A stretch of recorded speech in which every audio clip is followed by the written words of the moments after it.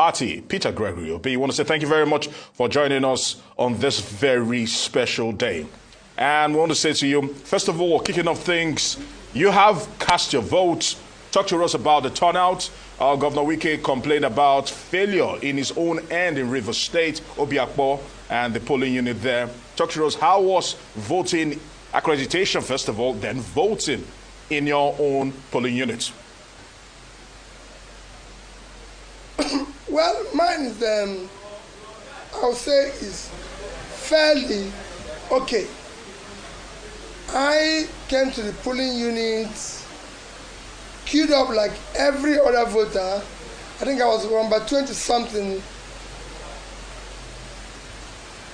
And within a short time, I was accredited, then went through the diverse process, which was seamless, and I voted. So for me, it was okay. But I can't use it to assess what is happening all over the country until I hear reports on other people's experience. In my own situation, it was okay. The line was moving on seamlessly.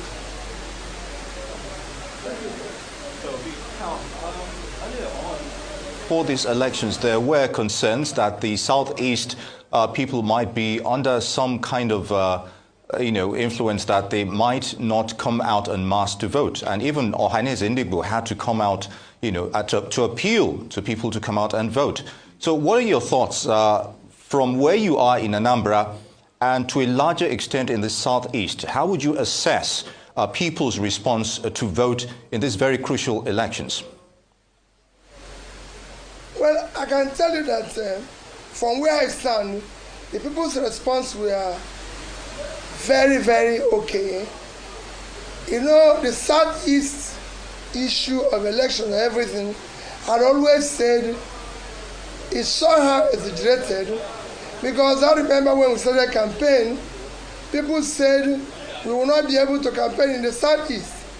And because of it, I made sure I campaigned in open markets, I campaigned everywhere and everything. Even when journalists and everybody was coming here this morning, they all told me, we came here looking to see police and military and everything.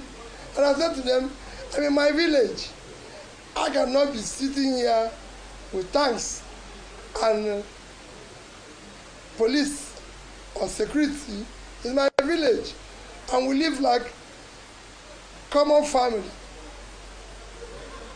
All right, okay, let's talk about the electoral umpire, INEC, and what they've done so far. Give us your assessment of them, and what are you expecting from them today? Very special day, I must say. Well, what I'm expecting for me, I said, what happened at my polling unit is fairly okay, and they've done a good work. If that is what is happening all over the country, I'm yet to get the reports and assessments on what is happening all over the country. If that is the same, all I urge them to go ahead and ensure free, fair, and credible election to the end. Very good, Mr. Obi. Now, I know you mentioned earlier that you de-emphasized security details regarding your own personal security, as it were.